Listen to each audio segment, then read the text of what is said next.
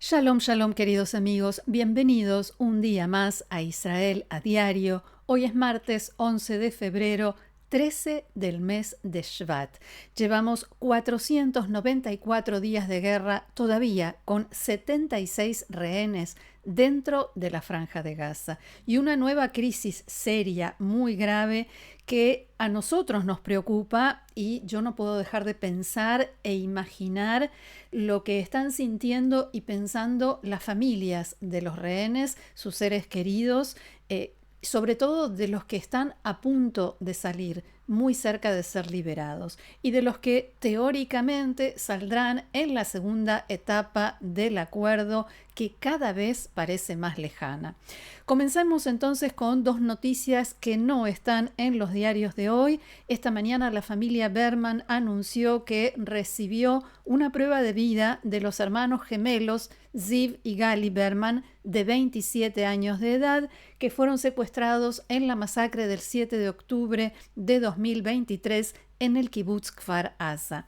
La familia supo por testimonios de rehenes liberados que los hermanos, hasta el momento en que los vieron, eran mantenidos cautivos por separado. La segunda noticia es que representantes del ejército israelí informaron esta mañana a la familia del rehén Shlomo Mansur, que fue asesinado durante el ataque del 7 de octubre. Mansur fue asesinado en el kibutz Kisufim y su cuerpo fue llevado a la Franja de Gaza por terroristas de Hamas, que allí lo siguen reteniendo. Su muerte fue declarada por un panel de expertos en salud y miembros del rabinato, tras recibir también información de inteligencia que las fuerzas de defensa de Israel dicen haber obtenido en los últimos meses. Vamos a ver entonces de qué se trata esta crisis, cómo reflejan este y otros temas los diarios de hoy aquí en Israel. El diario Yediot Aharonot muestra a la gente, miles de personas que se reunieron anoche en la Plaza de los Rehenes en Tel Aviv después del anuncio de Hamas de que frena la liberación de rehenes hasta nuevo aviso, y el titular es Crisis en el camino a la liberación. La bajada dice: después del dramático anuncio de que Hamas suspende la liberación de rehenes hasta nuevo aviso, la organización terrorista suavizó el tono y declaró: se trata de una advertencia. La delegación negociadora israelí cree que el objetivo de esta declaración era hacer una demostración de fuerza y no patear el tablero, así lo dice el diario, y agrega: hay suficiente tiempo hasta la sexta ronda de liberación, la de este sábado, para solucionar la crisis. El portavoz del brazo armado de Hamas, Abu Obeida, publicó anoche en Telegram este mensaje que estamos viendo, en el que acusaba a Israel de violación total de la tregua y, por lo tanto, dice el comunicado, la liberación de los prisioneros sionistas, dicho esto, todo esto entre comillas, que estaba prevista para el sábado 15 de febrero de 2025, se postergará hasta nuevo aviso, a la espera de que la ocupación cumpla con lo acordado y recibamos una compensación retroactiva por las últimas semanas. Reafirmamos nuestro compromiso con los términos del acuerdo, siempre que la ocupación los respete. Fin de la cita. En el texto, Obeida explica que desde el inicio del cese de fuego, Hamas sigue de cerca y monitorea las supuestas violaciones del enemigo, o sea, Israel, y su incumplimiento de los términos, y pone como ejemplos que hubo retraso en la fecha en la que los gazatíes pudieron desplazarse, volver a sus casas en el norte de la Franja de Gaza, lo que debería haber sucedido el día 7 del acuerdo, pero que Israel postergó por 5 días hasta la liberación de la rehén Arbel Yehud el 30 de enero. En Israel explican que Hamas incumplió la fecha de la liberación de Arbel Yehud, como sabemos y como vimos en su momento, y por eso Israel actuó de esa manera. También tampoco mencionan, dicen en Israel, en el texto de Hamás, que este fin de semana el ejército israelí se retiró por completo del corredor Netzarim en cumplimiento del acuerdo y después de la liberación de Or Levi, Eli Sharabi y Ohad Ben-Ami. Vuelvo al texto de Hamás, que agrega que los ataques israelíes, como una de las justificaciones de este anuncio de ayer, que se produjeron en la Franja de Gaza, sin mencionar, dicen en Jerusalén, que se dirigieron contra gazatíes que entraron en la zona de amortiguación y se acercaron a la frontera a unos metros de las localidades donde se produjo la masacre del 7 de octubre.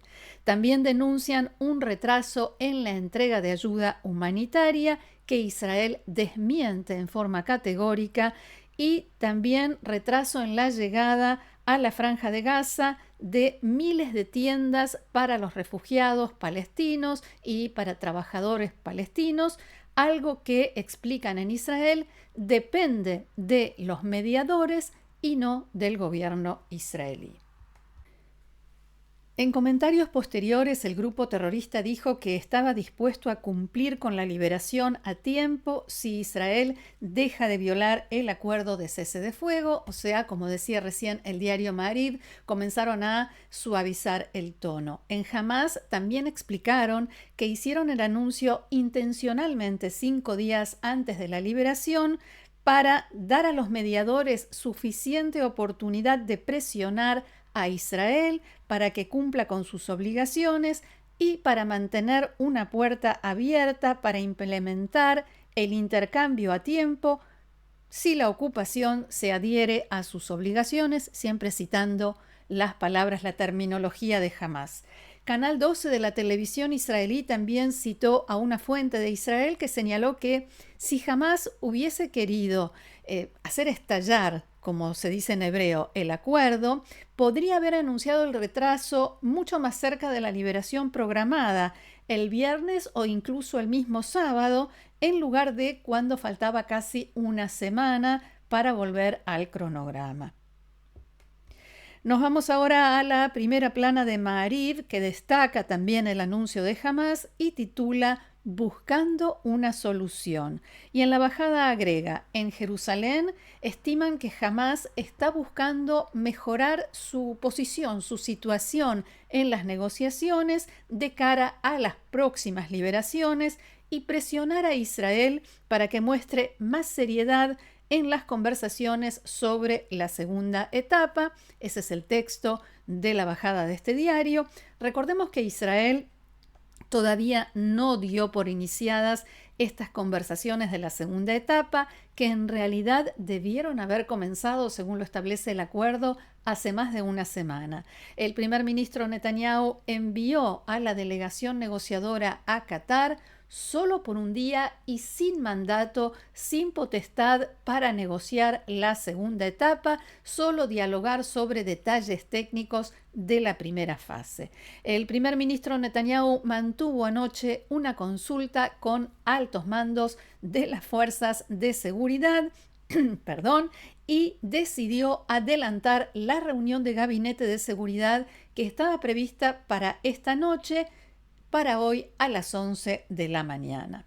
Mientras tanto, el ejército israelí está en estado de máxima alerta y con grandes fuerzas desplegadas en la frontera con la Franja de Gaza. Anoche, el ministro de Defensa, Israel Katz, anunció que había ordenado a las fuerzas de defensa de Israel que se preparen al más alto nivel de alerta para cualquier escenario posible en Gaza y para proteger a las comunidades fronterizas. Las familias de los rehenes, vuelvo a la primera plana del diario de Ma'ariv, las familias de los rehenes están indignadas. Esperamos y exigimos a Netanyahu que solucione esto, es la cita. Por último, Ma'ariv cuenta que manifestantes bloquearon anoche Netivei Ayalon, una de las principales vías de acceso y salida de la ciudad de Tel Aviv. Y en medio de esta situación delicada, sensible y explosiva, se pronunció también el presidente de Estados Unidos, Donald Trump. Israel's decision, but as far as I'm concerned, if all of the hostages aren't returned by Saturday at 12 o'clock, I think it's an appropriate time. Es decisión de Israel. Por lo que a mí respecta, si no devuelven a todos los rehenes antes del sábado a las 12, pienso que es un tiempo apropiado. Lo que diría es que cancelemos todo y todo está permitido y dejaremos que se abra el infierno. Lo digo en mi nombre. Israel puede hacer lo que considere. Trump también dijo que quiere que todos los rehenes regresen y no a cuentagotas, un día 1, 2, 3 o 4. Abro comillas, basándome en lo que vi en los últimos 2 días, no van a estar vivos por mucho tiempo, el sábado a las 12 en punto y después de eso será un juego diferente, palabras de Donald Trump. Cuando le pidieron más detalles, ¿qué significa eso?, respondió: jamás se dará cuenta de lo que quiero decir. Estas personas están enfermas y se darán cuenta de lo que quiero decir el sábado a las 12. Unas horas después llegó la respuesta de Hamás en declaraciones de uno de sus líderes, Sami Abu Zuhri, que dijo: Trump debe recordar que hay un acuerdo que debe ser respetado por ambas partes y esta es la única manera de traer de vuelta a los prisioneros. El lenguaje de las amenazas no tiene ningún valor y solo complica las cosas. Fin de la cita. Pero más allá de eso, varios expertos ya habían advertido, y lo comentamos también aquí, que estos dichos de Trump podrían tener impacto en la liberación de los rehenes, y la gran pregunta ahora es: ¿qué busca Hamás? ¿Qué quiere con esto? Los distintos analistas señalaban hoy, como dijimos, en primer lugar, que Hamás busca mejorar su posición, su situación en las negociaciones, impulsar la segunda etapa del acuerdo y el final de la guerra, sobre todo el final de la guerra, asegurarse de que se va a llevar adelante a pesar de las declaraciones de los políticos, o de algunos políticos, mejor dicho, en Israel, que dicen que el ejército volverá a los combates en Gaza e incluso que si hay segunda etapa de liberación de rehenes y de alto el fuego, el gobierno cae. Y lo dice, por ejemplo, el ministro de Finanzas, Bezalel Smotrich, que sí tiene la posibilidad o la capacidad de hacer caer el gobierno, porque si se retira le saca la mayoría. También hay quienes aseguran que las últimas declaraciones de Donald Trump sobre el transfer, el desplazamiento de palestinos de la Franja de Gaza hacia otros países, tiene mucho que ver con esto que está sucediendo. Recordemos, Trump habló una y otra vez en los últimos días de desplazar, de limpiar la Franja de Gaza de palestinos, porque es un sitio de demolición, en sus palabras, y mandarlos a otros países, especialmente Egipto y Jordania, donde podrían vivir en casas construidas para ellos, vivir bien, mejor que ahora, sin los problemas que padecen ahora. A Estados Unidos no, a Egipto, Jordania u otros países, a Estados Unidos no, dijo ayer, porque les queda muy lejos. Más allá de lo que cada uno piense sobre esta idea, esta propuesta de Trump, hay todo tipo de opiniones, algunos dicen incluso que es irrealizable. En la mañana de hoy, en declaraciones a Galei Tzahal, la doctora Ronit Marzan, que es experta en sociedad y política palestina, explicaba lo siguiente: está por suceder algo muy importante y también Hamás lo ve. La celebración de una cumbre árabe de emergencia en respuesta a este llamamiento de Trump a expulsar a los palestinos de la Franja de Gaza. Esta cumbre se anunció ayer y se va a realizar el 27 de febrero. En general, estas reuniones cumbre no sirven para nada, por decirlo de una forma directa. Sí terminan con alguna declaración de circunstancia, decisiones que en general no se llevan a cabo y demás. De todas maneras, decía la experta, hay que prestar atención al mensaje que partió desde Qatar con la convocatoria de esta cumbre. Un representante del gobierno qatarí, en declaraciones al canal Al Arabi, hablaba de un plan Marshall árabe islámico y de reducir las palancas, las herramientas de presión que tiene Estados Unidos, especialmente sobre los países del Golfo.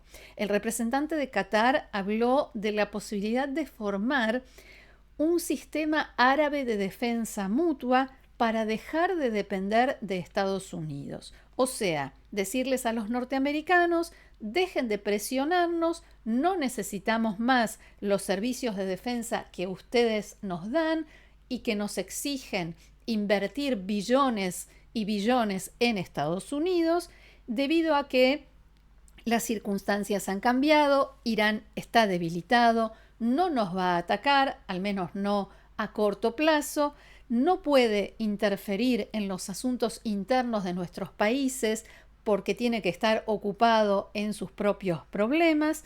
Por tanto, podemos sí ahora dedicarnos a conformar este sistema de defensa mutuo.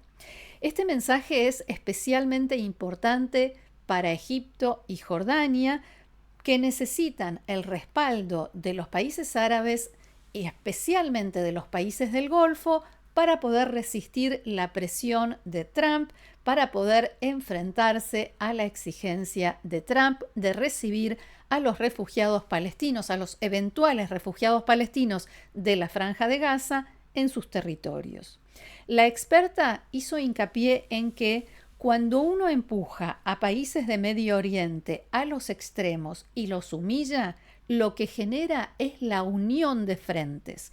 Porque cuando se habla de expulsar a los palestinos de la Franja de Gaza, los gobiernos de los países árabes no pueden permitirse aparecer cada uno frente a su propia opinión pública como quien sigue ese juego, como quien se pone del lado de Estados Unidos en esto, y todos esos países se olvidan por un momento de las diferencias que tienen entre ellos, los conflictos que tienen entre ellos, y se ponen todos del mismo lado.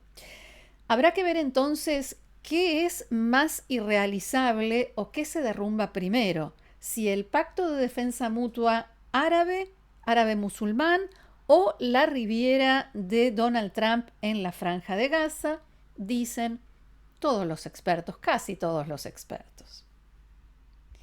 Mientras tanto, en las últimas horas, Trump dijo que quizás les cancele la ayuda a Egipto y a Jordania si se niegan a recibir refugiados de la Franja de Gaza. Esto viene a cuento de lo que explicaba recién. El ministro de Relaciones Exteriores de Egipto, Badr Abdelati, se reunió en Washington con el secretario de Estado norteamericano Marco Rubio y le dijo que los países árabes rechazan el plan de Trump de desplazar a los palestinos de la Franja de Gaza. Y a propósito de lo que comentaba recién, el comunicado de la Cancillería egipcia subraya que el ministro le transmitió a Marco Rubio, abro comillas, el pleno apoyo de los mundos árabe e islámico, así como de la comunidad internacional, a la presencia de los palestinos en la Franja de Gaza. Al mismo tiempo, el presidente norteamericano Trump se va a reunir hoy con el rey de Jordania, Abdalá II, en un encuentro que todos los medios internacionales califican hoy de sumamente tenso. El rey Abdalá ya dijo que rechaza cualquier medida para anexar tierras y desplazar a los palestinos. Según la agencia de noticias Reuters, se espera que hoy el monarca le diga a Trump que una medida de este tipo podría estimular el radicalismo, propagar el caos en la región, poner en peligro la paz con Israel y amenazar la supervivencia misma del país. Lo cierto es que los dos gobiernos, tanto el de Egipto como el de Jordania, se arriesgan a que se produzcan revueltas populares e incluso al derrocamiento de sus gobiernos si se ponen del lado de Trump y ceden a sus presiones en este tema. Algunos analistas indican que en Egipto el sentimiento popular hacia los palestinos es tan fuerte y está tan arraigado que incluso la gente más cercana al presidente Abdel Fattah al-Sisi podría rebelarse, o sea, las fuerzas de seguridad, las mismas que llevaron a Abdel Fattah al-Sisi al poder, hoy podrían derrocarlo. Hasta aquí nuestro encuentro de hoy. Muchísimas gracias por haberlo compartido con nosotros una vez más. Los invito, como cada día, a seguirnos en el canal, a compartirlo y a suscribirse y también a sumarse al grupo de amigos, de miembros del canal Israel a Diario, y aprovecho para agradecer muchísimo a los que ya lo hicieron. Gracias nuevamente, los espero mañana aquí en Israel a Diario. Que tengamos buenas noticias. Shalom.